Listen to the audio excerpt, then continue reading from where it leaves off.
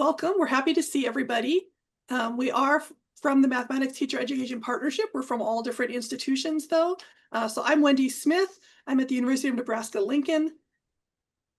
I'm Alyson Lischka. I'm at Middle Tennessee State University. And I'm Dana Franz, and I'm at Mississippi State University. Yeah, so the goal here is to learn how the use of the networked improvement community model for root cause analysis can guide systemic change efforts. And in a longer workshop, we would have an interactive setting of norms, but given the short time and how we wanted to set up the time, we're just going to try to set out some norms that we hope everyone will agree to. First of all, just some expectations. We know from lots of research that active involvement results in more learning, so we're hoping that people will be actively involved and engaged in this. We are going to be sharing a process you can apply. None of us are CTE experts. We are, I would say, experts in change processes and higher education kinds of things. One of the expectations we like is to ask people to try to engage in active listening, which is listening to understand, not just to formulate a reply. We wanted to also just set an expectation that engaging in a root cause analysis is inherently an exercise in vulnerability, because looking at root causes is looking at, when the data doesn't show what you want it to, why could that be the case?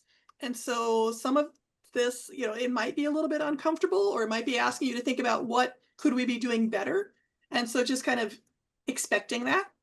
And that, as one 90-minute workshop, we will outline a process and try to get you started, but this is not going to be enough to finish. So there's definitely going to be a component of now do this more at home or at work, I mean. And just in terms of norms managing a pretty big group like this, we'd ask people to stay muted in the large group unless you are speaking or asking a question. The chat is open, and I've got the chat open, so you can also type in the chat if you want to say something. You can use the raise hand if you wanted to ask a question. In the large group, while we're sharing a screen like this, we don't have any expectation that you'd all have your cameras on. We are going to be putting you in some small groups to have some discussions. And at that point, if you're able to have a camera on, that's nice to do. We're going to also be asking you to engage in some brainstorming, and there's no wrong ideas in brainstorming. There are more and less, possible or plausible things to try, but brainstorming is just get everything out there. And we would just ask also that personal stories would stay here. And those will be in the small group, so not part of the recording, and that lessons learned would go with you. And also, especially in the small groups, ensure you're hearing from all voices. We know that people in this group have different positional power levels. And so just being mindful, or knowing, if you're a person who likes to talk a lot, make sure that you're also hearing from what other people in the group are saying. So who are we? So we are mathematics education researchers. We collectively have experience as higher education administrators in various roles. We are part of research practice partnerships and large and small federal grants. Mm-hmm. We all lead institutional change efforts, especially to change things like the culture of a math department. And across us, we have some very long-standing partnerships with local community colleges. And some of us engage in research about what makes for effective university community college partnerships to support STEM student transfer. So the Networked Improvement Community, which we will refer to as NIC design, has four main characteristics. So the first is it's focused on a well-defined aim. So it's not just, oh, we're going to get better, but something based on the data. Like we will increase our majors by 20 students by 2026 in the fall, something like that. It's going to be guided by a clear plan of action. One version of those is called a driver diagram, which will show you that is not the only way to have a plan of action. And then it is guided and disciplined by the rigor of improvement science. And one version of an improvement science cycle is to do a plan, do, study, act cycle. Again, that's not the only way, but we'll be sharing briefly what that could look like. And then the other thing about a networked improvement community is the network to accelerate progress. So we're not all off trying to reinvent the same wheels. We're actually communicating with each other what we're doing, what we're trying, what we're finding out, and using that collectiveness of each focusing on different parts of the problem maybe, but then sharing together so that we can be accelerated in what we're doing, learning from each other. And now I'm turning it over to Alyson. Yes. So how do we get to that well-defined aim? That's really the first thing that we want to think about when we're building a change process for a networked improvement community. And the way we get to that well-defined aim is through a root cause analysis, which I know you're working on a larger project, but this is the root cause analysis is part of what you're working on in your process. So a root cause analysis is the process of taking very complex systems and trying to answer the question, why do we get the outcomes that we currently do? And complex means that there are lots and lots of pieces that go into this, and there are lots of different people and different stakeholders that have a role in that. Next slide, please, Wendy. There you go. So during the process of a root cause analysis, we have quite often these large, broad problems that are initially identified, but those aren't necessarily workable problems, things that we can do anything with. And so we go through a process of brainstorming to identify all the different factors that can contribute to that larger problem. The goal of this brainstorming process, which is cyclical, is that we want to get to my phone ring. We want to get to specific and manageable targets that are identified at that point. So we're going to give you just a glimpse of what some in-process root cause analyses can look like. So next slide. This one, it actually came from Wendy's organization as they were beginning the process of a root cause analysis. So you'll see it's just kind of brainstorming on a whiteboard. And I think if you keep clicking, Wendy, you'll see zoom in on the different things that they were analyzing as they were going through this process. Wendy, do you want to give them any particulars about how that conversation took place?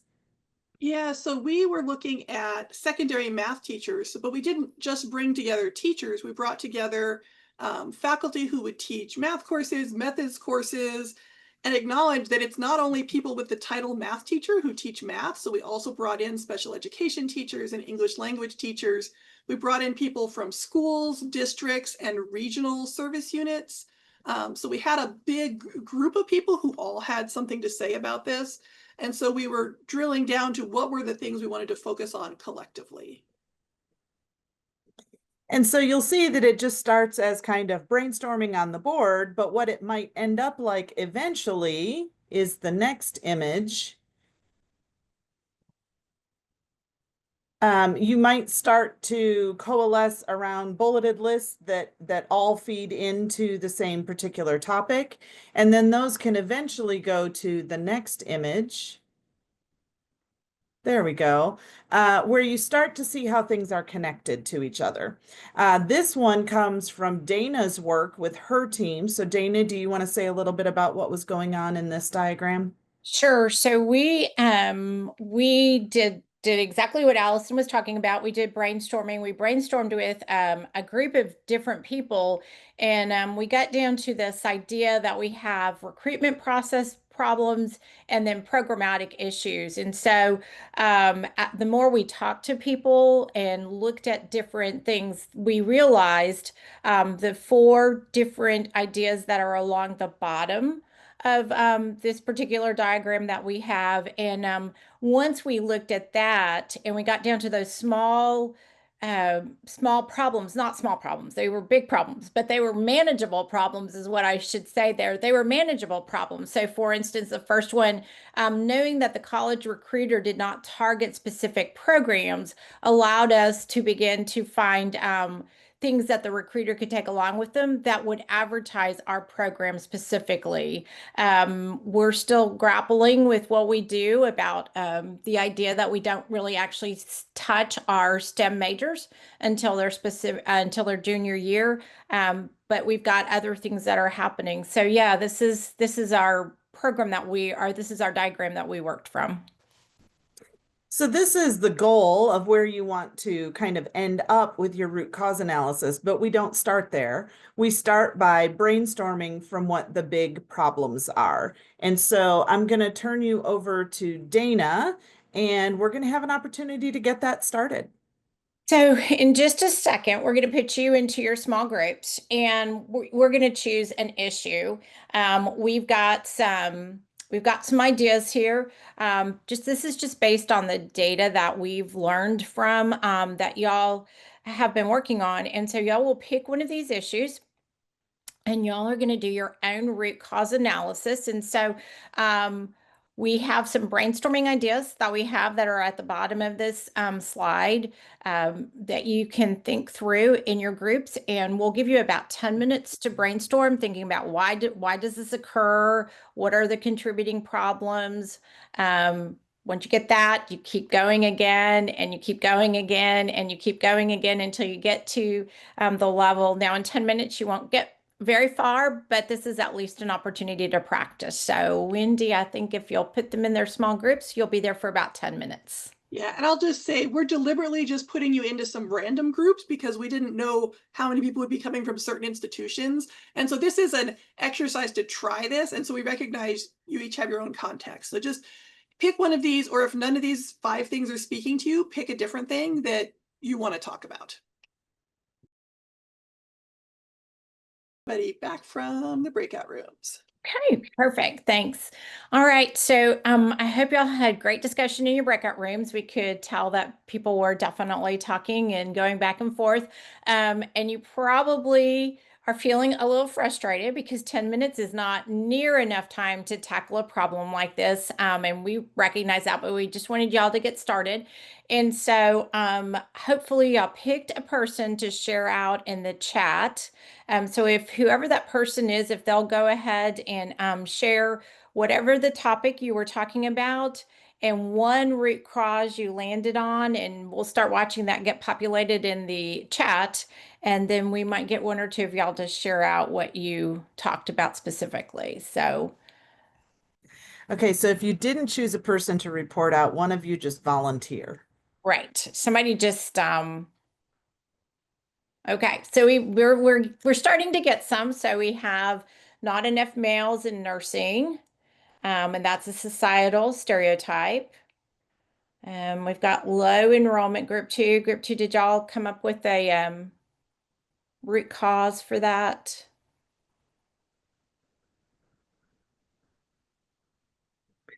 Okay, so y'all just talked about landing on what it was going to be. All right.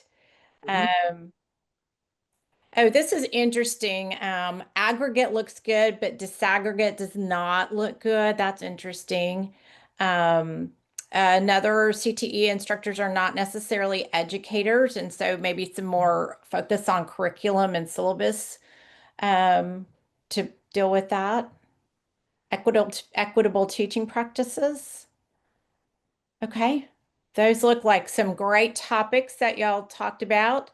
Um, I see professional development coming up several times as something that, and that would be something that you could do, definitely. The societal issues are a little bit of a broader problem. Non-completers go on to the workforce where certificates or formal education isn't required. So we're trying to get them to get certificates that they really don't need. That's also a very large problem, but could be addressed. Okay. Yeah. Okay. Sounds good. Alyson, I think we can jump on. So what you just did was kind of the beginning of a brainstorm process. And what you see is that it unearths all these different things that are potential problems. But as you're working on an action plan, trying to get to that aim, that clear and actionable aim that you want to do something about, sometimes we need to do a little more work to figure out how to prioritize what we're doing and get closer to that driver diagram that Wendy's going to show you in just a little bit. So we have a tool that we use with the teams that we work with, and it is a card sort. So we've designed it back in COVID, we designed this to be used remotely by the teams that we were working with. And it comes from the data that we have gathered over the years of working with different teams in mathematics teacher preparation. So we know that you all have data. So we're going to give you an opportunity to work with this in just a few minutes. But you might want to kind of create your own card sort based on the data that you have to help you think about what your different priorities are. So what you see is in each of those blue boxes are different items that different problems that were showing up in the data that we were working with. And we took the survey data that we had and we grouped it into like categories. And so these statements all have something to do with stakeholders who are involved and building partnerships. And what we asked our teams to do was to take these different items and sort them as most important to least important. Now, how you define most important and least important can vary. So most important might be what you think the biggest problem is. But sometimes something that is most important is not something that you have the capacity to do anything about at that point. So there's also some conversation about what's actually feasible for you to be working on as a problem that you're working on in that conversation of most important to least important. You'll also see that there are some cards that are basically blank and say type your own issue here. So when you're in the process of sorting through these things, other ideas may come up in those conversations. And so that's when you go to those blank cards and put in a different item. Now, this is created in a Google presentation. So you can have different slides be for different categories. And then when you get through all the different categories, then you can take the most important from each of those categories and copy them to a new slide. So we're going to give you access to our root cause analysis card sort, and it is in Google Slides. When you click on that link that Wendy just put in the chat, it will force you to make a copy. That copy will go into your Google folder somewhere. So we encourage everybody to go ahead and open that and make a copy of it. And then you'll have a copy of the root cause analysis card sort as a draft to work from. But we are going to put you back into breakout rooms in just a few minutes. And what we're going to ask you to do is actually have some discussion around this stakeholders and partnerships card sort slide, just so that you can have an experience of how this type of activity would help your stakeholders that you're working with in the conversations that you're going to have. So we're going to put you back into the breakout rooms. We're going to ask that one person in your room share your slides. You should all have capacity to share your screen when you're in the breakout rooms. So have one person share the slides and then take, how long are we giving them, Wendy? 10 minutes again? Yeah, okay. So you're going to have 10 minutes to talk about the different items that are on each of these tags. Move them to where you think they're appropriate in the most important to least important ranking and have the conversation as you go. Wendy, are we ready for the breakout rooms? Okay, so you should all have that card sort link opened. It will copy to just your general Google folder somewhere. All right, I think we're back. Okay, so we hope that we again, it's probably a little frustrating because you were probably in the middle of a conversation when we asked you to come back to the main room. But we hope that that time just gave you a little bit of an opportunity to think about how this might be a tool that you could use back at your own institutions with the team that you're assembling to do your own root cause analysis. So you have you were all able to make a copy of it. If you weren't, when materials get sent back out to you, I'm sure Janelle will make sure that you have access to that if you want it. We encourage you to change each of the slides to be what you need it to be and use it with the teams that you have. And the goal when you get to the end of this sorting process is to be able to start to think about what are the various issues that you're working with. And when you do that, you might end up with something called a fishbone diagram. So this is a fishbone diagram, and I will say this fishbone diagram took us a lot of brainstorming, a lot of meeting time. This is not something that happens quickly. But what you'll see are on the blue boxes, those are the big categories of root causes that we were identifying. And then along the spines of each of those kind of bones, are the different pieces that we were identifying as being important in influencing that major category. And all of these things go together to help us figure out our aim that we then build a driver diagram around. And we use that driver diagram in different ways that Wendy is going to talk to you about in, I think, the next few slides. Yes. So, you get to the point where you have focused on all the problems. Like, okay, what are these problems? What are these problems? But now what? What do you do now? Because you don't want to just stay mired in finding all the problems. But you also do need to be doing that work to tease out, like, what's causing the problems that you want to change, so that when you're, in some sense, like leveraging a change lever or a strategy, that you're doing something that's the root cause and not just like putting a Band-Aid on the symptom. So you want to have a measurable aim. And this is something where, like, students in my class, I'm like, use this exactly, like, buy a date, and it can be a year or a semester or a specific date. The name of your partnership or your transformation effort or your institution is going to improve this target outcome by a measurable amount. And it is important to have dates on it and measurable, because even if you don't meet the goal, you have a goal. And just saying, oh, we're going to get better, like, that doesn't let you know if you did it. If you say, oh, our aim is to get more men into nursing, or, to increase the percent of men in nursing from 5 to 7%, something like that, like by fall of 27, like having something measurable will let you know if you did it.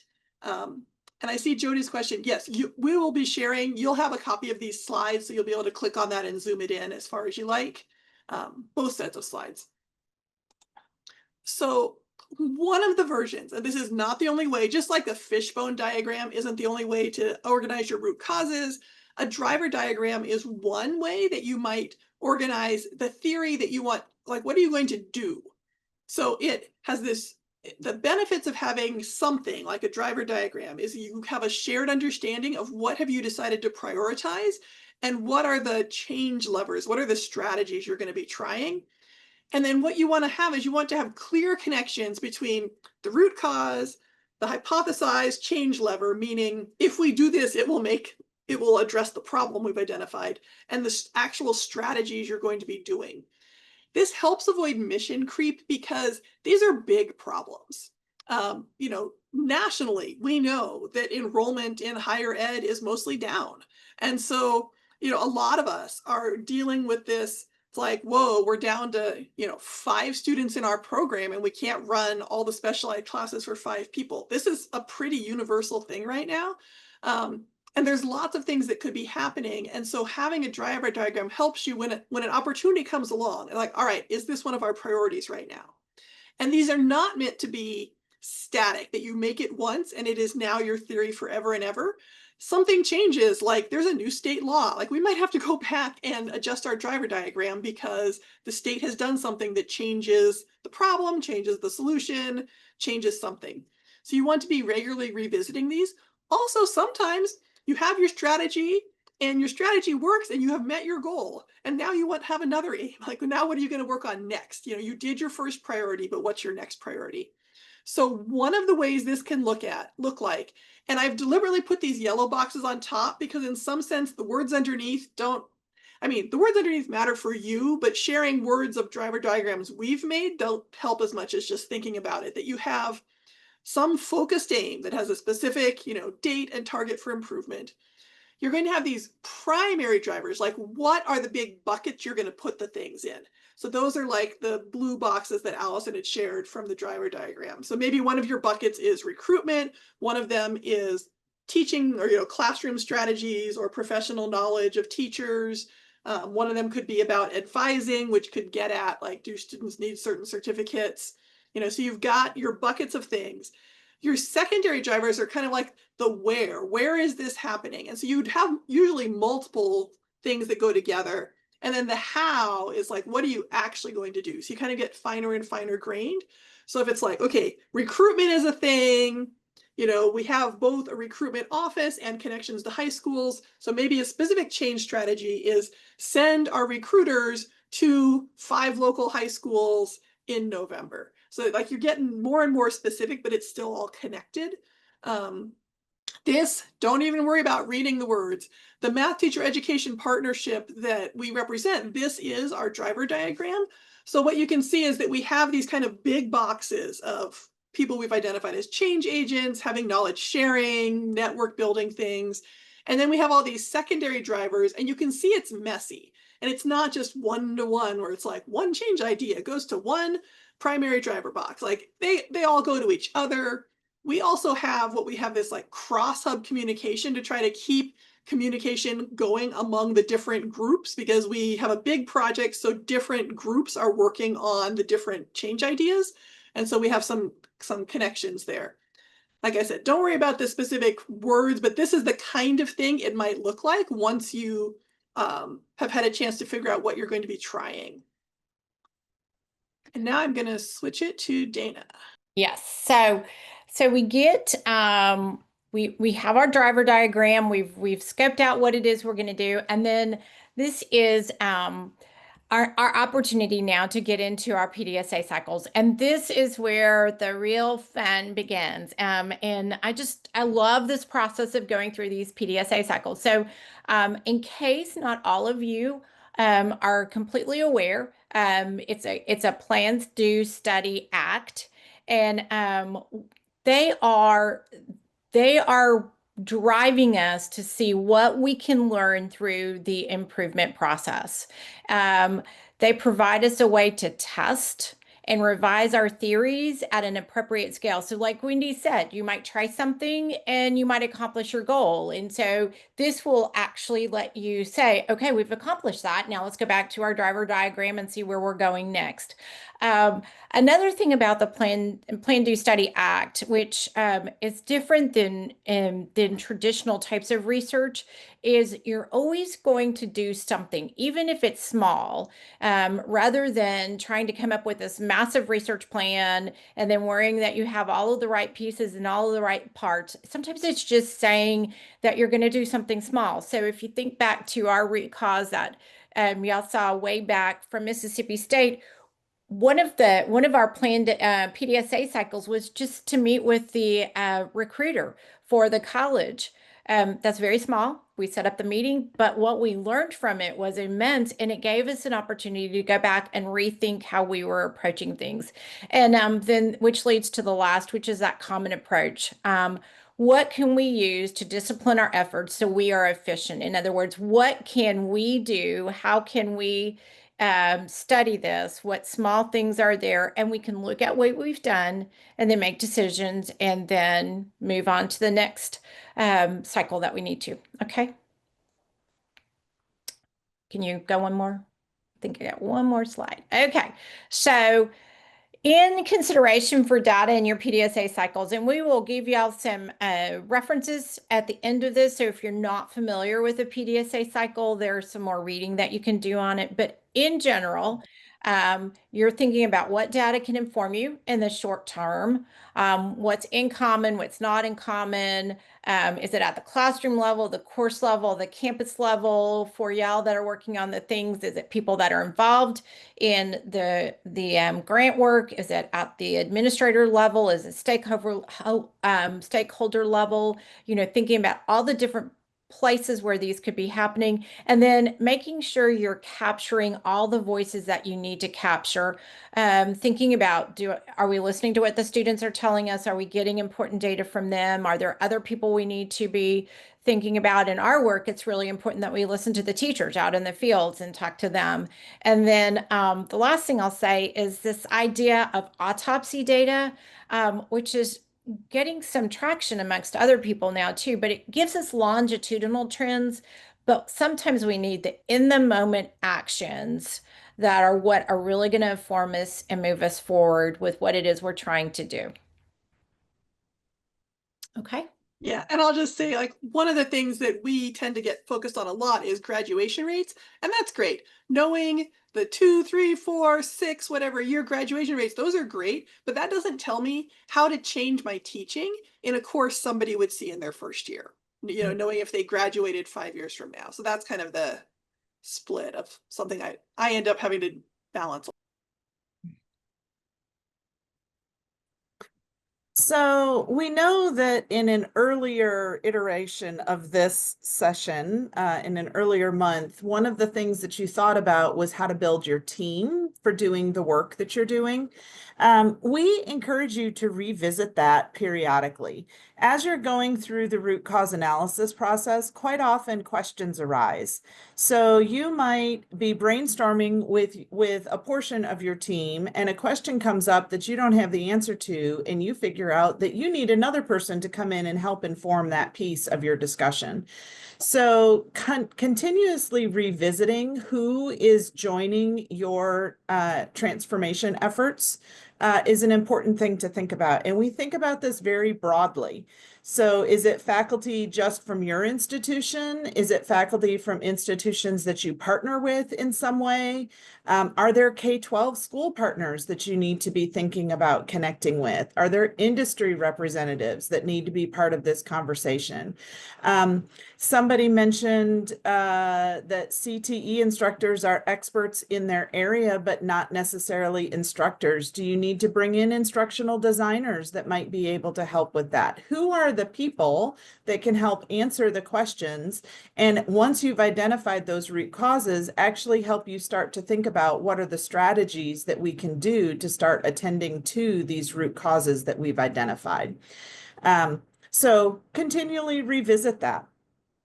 And so what we have just given you and talked about is this big process of developing a networked improvement community to support your efforts in transformation and change. So I'll just remind you that first part is establishing the community. These are numbered. I think of them as cyclical, so I keep going back to each of these along the way. So establishing the community and continuing to revisit that, defining the problem spaces where we spent most of our time today on what does a root cause analysis look like and how could we make that happen. Remember, in that root cause analysis piece, you are really trying to brainstorm until you get to the point where what you have are actionable items.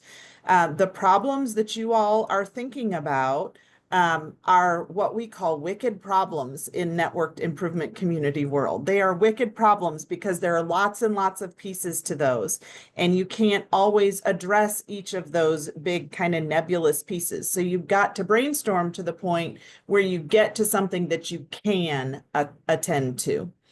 And then once you have those identified, you've organized your thinking around that, that's when you go into the disciplined inquiry-based continuous improvement that Dana was talking about with the PDSA cycles, relying on your network to make that happen. I think what we have next is time for questions. So you can raise your hand or unmute and ask, or you can put a question in a chat, and we will do our best to answer questions that you have. We don't have all the answers, but we can certainly help you think about some things. So I see the question, how often do you reassess your outcomes? Wendy and Dana might have some thoughts on this. So I have a networked improvement community around secondary math teacher preparation that's regional. So we have 3 different universities that are collaborating on this. We meet 2 to 3 times a semester and we revisit our driver diagram in every single one of those meetings. We're not always talking about every single piece of it, but we're certainly thinking about what is our aim and are the things that we're working on actually moving us towards that aim. We have a meeting every spring where we reassess whether or not our aim is still the aim that we want based on the data that we've gathered. And we adjust our driver diagram and decide what things we're going to do PDSA cycles on. And we do that every spring. It's usually in May or June that we do that. I don't know, Dana or Wendy, you might have other thoughts. So our network, our NIC in Mississippi is smaller than the one that Alyson is talking about. Hers is a little bit more regional. And we've had a lot of shuffling between IHLs. And so we do similar to what Alyson says, we revisit our driver diagram and we think about that. But our PDSA cycles have really shifted a lot as the landscape around us has shifted. And so that has made us actually meet more often to talk about where we're going and what we're doing. And so I guess the thing that I'm adding is sometimes context changes and that affects what you're trying to do. And so you just have to flex with that to still meet the needs around you. So this idea of being revisiting and rethinking and addressing and looking at, so we reassess very often. Yeah, and I'll add, so besides the Math Teacher Education Partnership, I work on several other projects. And one of them in Nebraska is, we've got it called Computer Science Futures, because our state, I'm sure, of course, Illinois would not do something like this. But in 2023, our legislature, out of the blue, at least to us in the education committee, passed a rule that by 2025, every high school student has to have a computer science course of a semester as a graduation requirement.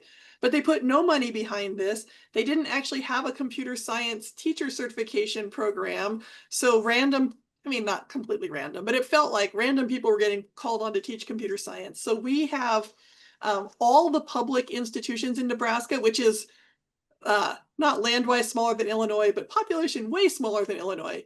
So we basically have a state system, community college state system. And so we've got about 15 institutions that are working together. And we realized, I mean, our clear goal is to develop a teacher certification set of courses that somebody could be taking if they're suddenly tapped to teach computer science. And one of the things we realized is we had no idea what anybody else was doing. So the thing we're doing is like each meeting, right now we're meeting monthly and we're tasking different people on just collecting the data. Like what classes do we have?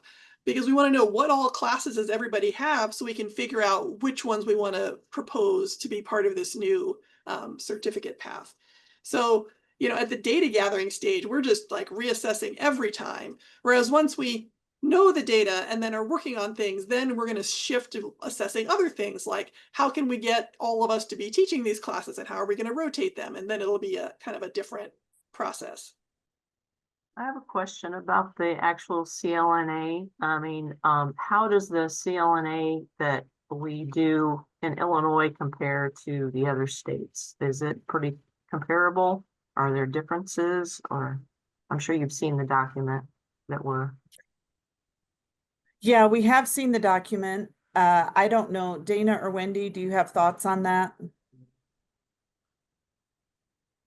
What we know is in the United States, sometimes calling ourselves an educational system feels like a stretch because nobody knows what anybody else is doing. And that's part of one of the powers of networking is it's like, oh, that's what you do? Amazing. So I don't know about what a lot of other states do in this area, unfortunately. Yeah, and I think the CLNA should be very comparable, right? Because the Perkins legislation tells you what questions need to be included. And so I would argue that they are very comparable. Like the documents might look different, but the questions should be very similar, looking at the same the same, and I don't say issues, but you know, answering the same questions. Thanks, Janelle. You're welcome. Any other questions? Like, I just want the thing that I was thinking about, and I know this barely like scratched the surface. There's a lot of information, but I see this like obviously you all lead other change processes and transformation processes. So this is very useful even beyond the CLNA.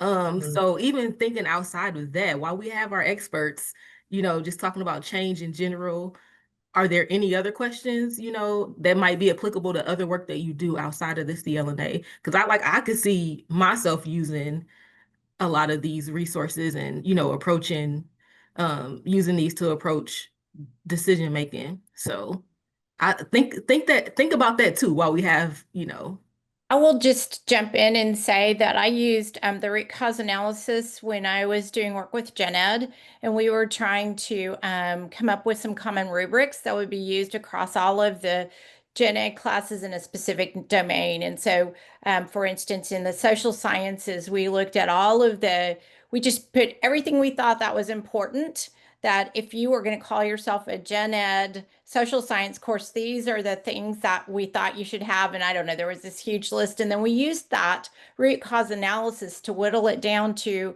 10 items that will be seen in each of the Gen Ed social science classes. So if you want to be a Gen Ed social science class, these are the 10 things that will be a learning outcome in that course. And the process worked super well. So yes, Janelle, you're exactly right. I've used it in a lot of other areas. I know Wendy has too, and we have a colleague at the University of Kansas, or she's at Kansas State, I think, who uses it all the time. So yes, lots of applications. We're actually using the PDSA cycles model to help prospective and early career teachers think about their practice. So we have a network of early career teachers from across the nation that we meet once a month, and they're each engaging in a PDSA cycle around their teaching. So I know one of the areas of concern was that CTE teachers don't have necessarily the teacher training. They have the expertise in their content. So you might even think about how that PDSA cycle model could be something that could be useful to CTE teachers as they do start to look at their instruction and think about how they want to make changes. What we see happening is it helps these early career teachers take things that feel really big and look at just one little thing. What's one thing that I can change? And over the course of a month, work on that and think about whether or not it's had an impact in the direction that I wanted it to have. Yeah, like Alyson said, that one of the things I really like for PDSA cycles, working with people trying to improve their practice, is you see somebody like, oh yeah, I tried that once, it didn't work. Like, okay, but like, how do you know it didn't work? What would it mean if it worked? And so actually having that data piece, so it's like, I'm gonna have a project like, oh, that didn't work. It's like, okay, well, but what data did you collect to know it did or didn't work? And what supports do you need? And if you have data and it really didn't work, then like, all right, like what could you do differently? Do you need to set up the project so students see an example? Do you need to do more in class about the project? Do you need it to be groups? Like, having data to make the decision instead of just a feeling like, oh, I didn't like that, or I was uncomfortable. Especially if you're asking people to start doing group work or ask students questions and not just lecture, it is uncomfortable. And so having actual data they can draw on can help move it forward instead of just stopping at that didn't work. Yeah, I can definitely see how this process can help our institutional advancement and our strategic plan. We finished up the strategic plan, but that keeps going, it just keeps cycling. So I didn't, you guys, I mean, is there someone we can contact if we wanted to have, an outside, because it's always helpful to have someone from the outside come in and look at things objectively and guide some conversations? Is that something or someone we could reach out to kind of help guide some conversations with some key players at the college? Wendy, we have that last slide that has some Oh yeah, resources let on it. me share my screen again. There we go. And I will say, like, I'm happy to share with people.